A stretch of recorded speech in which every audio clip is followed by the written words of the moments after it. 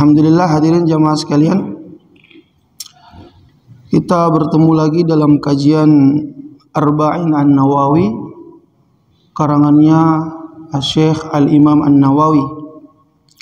Sekarang sudah sampai hadis yang ke-14. Al-Hadithur Rabi' Ashar, hadis yang ke-14.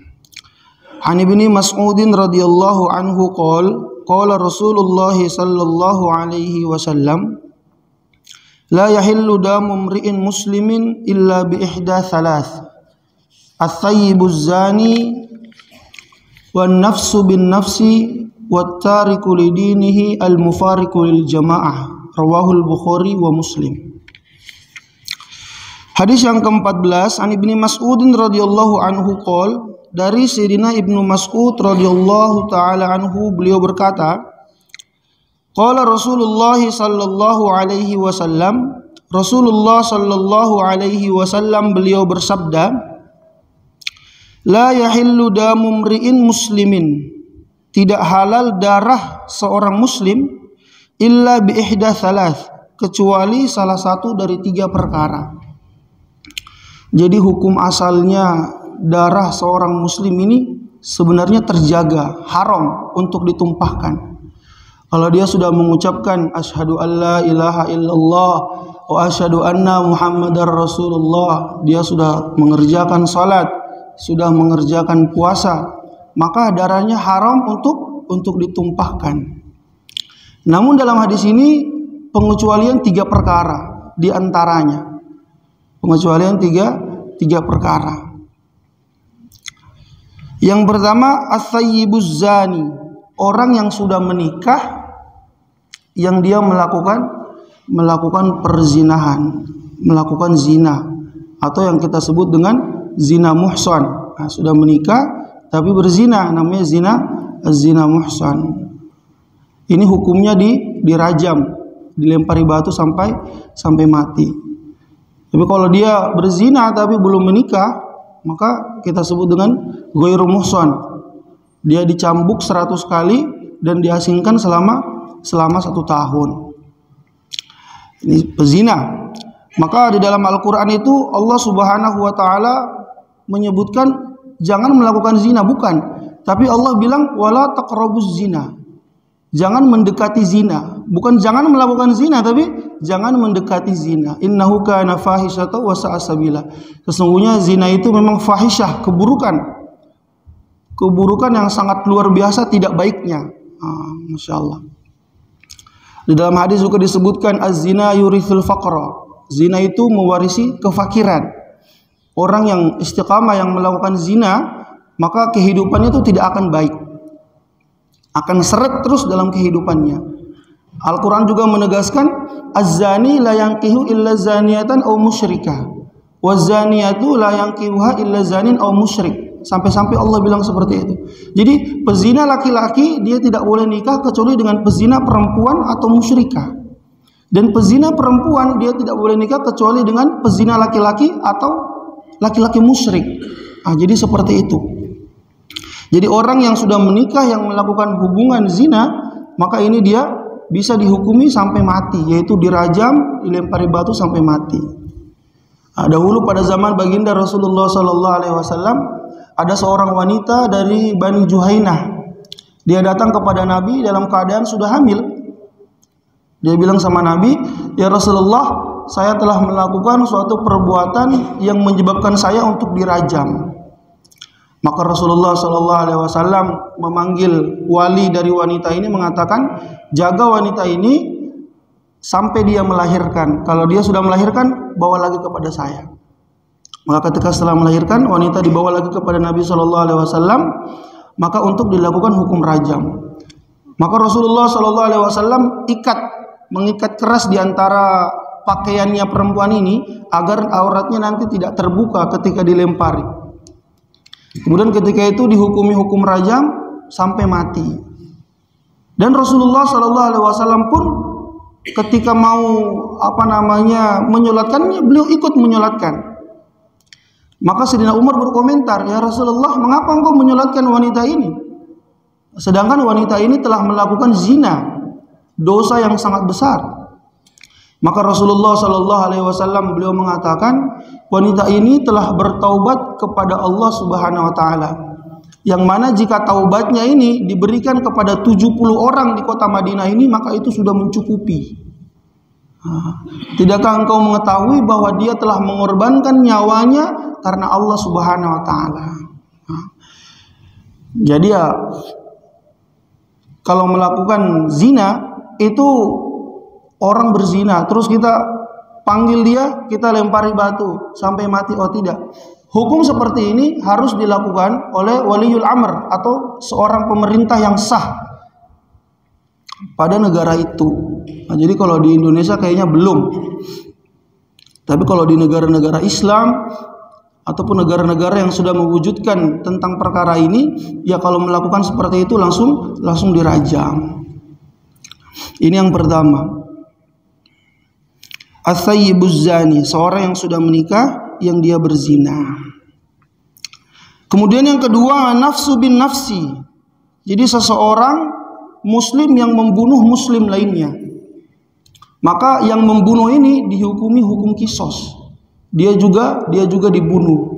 Maka keluarga dari yang dibunuh ini, dia menuntut untuk yang membunuh ini dikisos. Sebenarnya membunuh ini perkara yang sangat buruk. Riwayat Imam Nasai itu beliau mengatakan, qatlul mu'min a'zamu 'indallahi min zawalid dunya. Membunuh seorang muslim, membunuh seorang mukmin itu lebih besar bahayanya daripada hancurnya dunia. Membunuh seorang muslim, apalagi dengan sengaja. Wa may yaqtul mu'minan muta'ammidan fajazaohu jahannam khalidan fiha. Barang siapa yang sengaja membunuh orang muslim, orang beriman dengan sengaja, fajazaohu jahannam, maka balasannya adalah neraka jahanam. Khalidan fiha, dan dia kekal di dalamnya. Bahkan beberapa ulama itu mengatakan darahnya orang beriman itu lebih mulia daripada Ka'bah. Lebih mulia daripada Ka'bah itu sendiri. Mengapa demikian? Karena Ka'bah ini berkali-kali runtuh, tapi dunia belum dihancurkan oleh Allah Subhanahu Wa Taala. Tapi kalau orang beriman satu saja udah nggak ada di dunia ini, maka seketika itu dunia akan hancur seketika. Jadi orang beriman, darahnya orang beriman itu sebenarnya lebih mulia daripada Ka'bah. Makanya adanya orang beriman di dunia ini itu menghentikan datangnya hari kiamat. Seperti itu. Soalnya kalau orang beriman udah nggak ada di dunia ini, tidak ada yang menyebutkan Allah, Allah, Allah, maka seketika itu kiamat tiba. Maka darahnya orang beriman ini terjaga, jangan sampai kita membunuh orang beriman.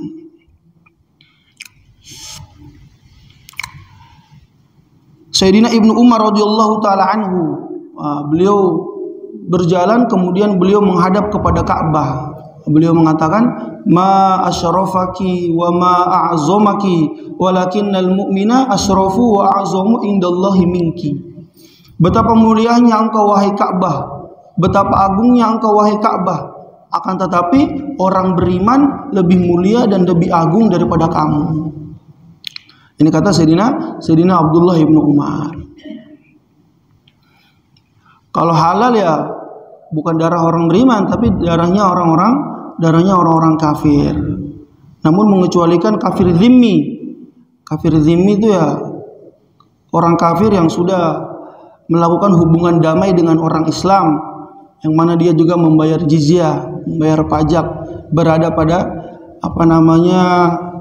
negerinya orang Islam, yang dia sudah melakukan hubungan damai, tidak melakukan peperangan, maka darahnya, kehormatannya juga ini kita jaga. Namun yang halal untuk dibunuh adalah kafir harbi. Kafir harbi. Ini yang kedua, wan nafsu bin nafsi.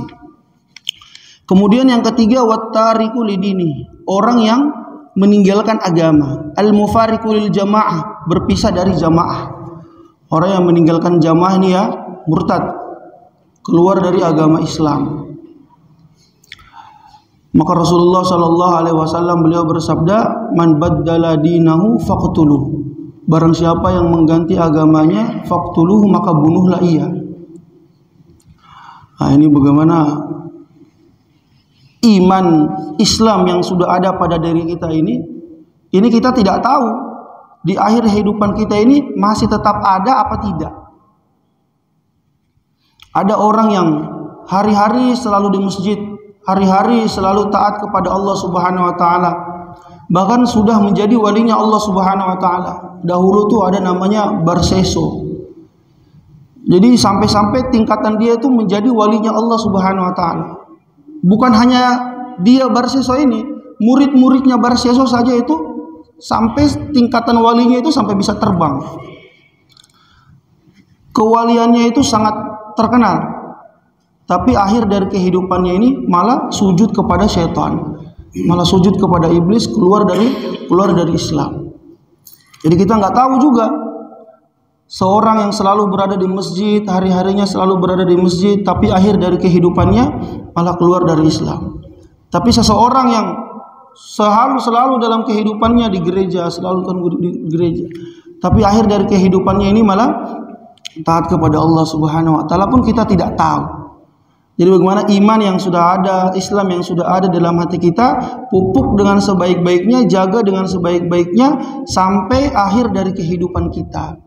Sampai akhir dari kehidupan kita. Karena orang yang keluar dari agama Islam ini, Masya Allah, kalau sudah sampai di akhirat, sudah tidak ada jatah untuk masuk lagi ke dalam surga. Orang yang sekecil-kecilnya iman saja itu, maupun iman yang paling kecil, dari kehidupannya, misalnya hidup 500 tahun, selalu maksiat sama Allah, tapi dia kenal sama Allah, dia beriman sama Allah, walaupun tidak pernah mengerjakan kebaikan, tetap dia akan mendapatkan jatah surga. Tapi kalau sudah tidak iman sama Allah, tidak kenal dengan Allah, walaupun kebaikannya beribu-ribu kali lipat yang dia berikan ketika di dunia, tetap tidak ada jatah surga untuk dirinya. Maka hadirin yang dimuliakan oleh Allah Subhanahu wa taala, inilah di antara 3 perkara yang mana darahnya bisa kita bunuh. Darahnya halal. Sebenarnya darahnya halal, tapi karena dia telah melakukan perkara-perkara tersebut yang Rasulullah sallallahu alaihi wasallam sabdakan, maka darahnya halal untuk dibunuh. Pertama, zina muhsan, seorang yang sudah menikah kemudian melakukan perzinahan. Yang kedua, hukum kisos, si A bunuh si B, maka si A ini mendapatkan hukum kisos, juga dibunuh. Kemudian yang ketiga, murtad, orang yang keluar dari agama dan berpisah dari jamaah. Maka 3 perkara ini pun sama, tidak boleh kita lakukan kecuali atas perintah waliul amr, kecuali atas pemerintah. Kita tidak bisa main hukum sendiri, tidak bisa main hakim sendiri. Datang kita lihat langsung kita eksekusi, tidak bisa, tidak boleh, dilarang dalam agama. Harus diserahkan kepada pemerintah, yang pemerintah langsung mengurusnya. Jadi seperti itu. Namun hadirin yang dimuliakan oleh Allah Subhanahu wa taala, ada sebagian para ulama yang beliau mengatakan ada beberapa perkara juga yang tidak disebutkan dalam hadis ini tapi bisa dibunuh. Ada antaranya orang yang melakukan hukum liwat. Hukum liwat itu seperti melakukan hubungan sesama jenis, gay, lesbi. Kemudian orang yang melakukan hubungan dengan mahramnya. Bahkan sampai-sampai dikatakan orang yang tidak mengerjakan sholat. Jadi seperti itu. Maka dalam hadis itu Rasulullah SAW katakan orang yang tidak mau sholat itu sampai-sampai Rasulullah ingin mengumpulkan para pemuda, kumpulkan kayu bakar untuk membakar rumahnya, sampai orang yang berada dalam rumahnya juga dibakar. Sampai-sampai seperti itu. Maka hadirin yang dimuliakan oleh Allah Subhanahu wa taala, wala taqtulun nafsal lati haramallahu illa bil haqq. Jadi kita tidak boleh membunuh darah yang diharamkan oleh Allah Subhanahu wa taala kecuali yang hak. Dan yang hak ini yang tadi yang disebutkan oleh saya dalam hadis ini yang disabdakan oleh Rasulullah sallallahu alaihi wasallam. Maka hadirin yang dimuliakan oleh Allah Subhanahu wa taala, dalam hadis yang singkat ini bagaimana sudah menjadi pemikiran bagi kita untuk bagaimana kita selalu jaga diri kita, keluarga kita, sahabat-sahabat kita, tetangga-tetangga kita, dan umat seluruh alam untuk dari perkara-perkara yang buruk seperti ini, sehingga tidak terjadi pada diri kita. Insya Allah Bapak ya. Semoga Allah Subhanahu wa Ta'ala jaga kita sampai akhir kehidupan kita dalam kehidupan yang baik. Mungkin singkat ini cukup sekian dari saya. Assalamualaikum warahmatullahi wabarakatuh.